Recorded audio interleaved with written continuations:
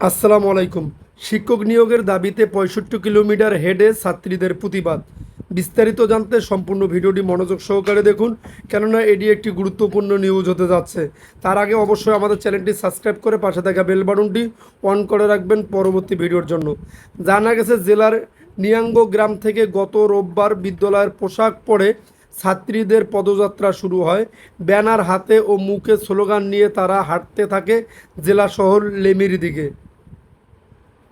শিক্ষক সংকট নিরসনের দাবিতে ৬৫ কিলোমিটার পথ হেঁটে পদযাত্রায় অংশ নিয়েছেন ভারতের অরুণাচল প্রদেশের পাক্কি কেসাং জেলার কস্তরার বা গান্ধী বালিকা বিদ্যালয়ের অত্যন্ত ৯০ জন ছাত্রী।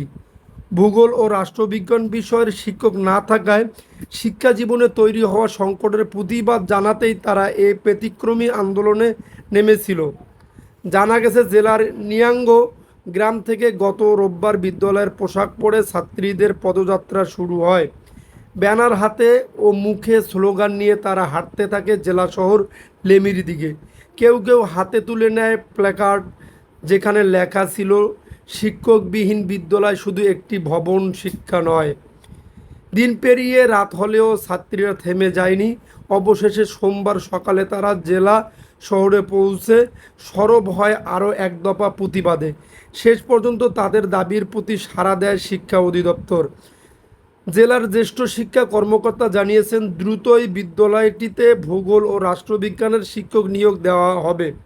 বিদ্যালয়ের সূত্র জানায়, এই শিক্ষা প্রতিষ্ঠানটি ২০১১-১২ শিক্ষাবর্ষে প্রতিষ্ঠিত হয় এবং পরিচালিত হচ্ছে সেই ধনী চ্যারিটেবল ট্রাস্ট নামের একটি স্বেচ্ছাসেবী সংস্থার তত্ত্বাবধানে।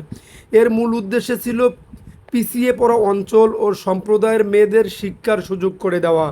বর্তমানে বিদ্যালয়টি ৯০ জনেরও বেশি শিক্ষার্থী, ১৩ জন শিক্ষক এবং একজন প্রধান শিক্ষক রয়েছেন।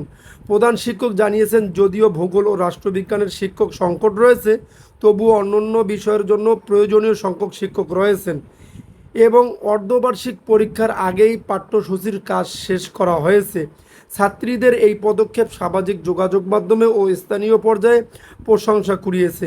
অনেকেই এটিকে পিছিয়ে পড়া অঞ্চলের শিক্ষার্থীদের অধিকার আদায়ের সাহস উদাহরণ হিসাবে দেখছেন। যদি আপনাদের নিউজটি ভালো লাগে তাহলে অবশ্যই আমাদের চ্যানেলটি সাবস্ক্রাইব করে পাশে থাকা বেল বাটনটি অন করে রাখবেন পরবর্তী ভিডিও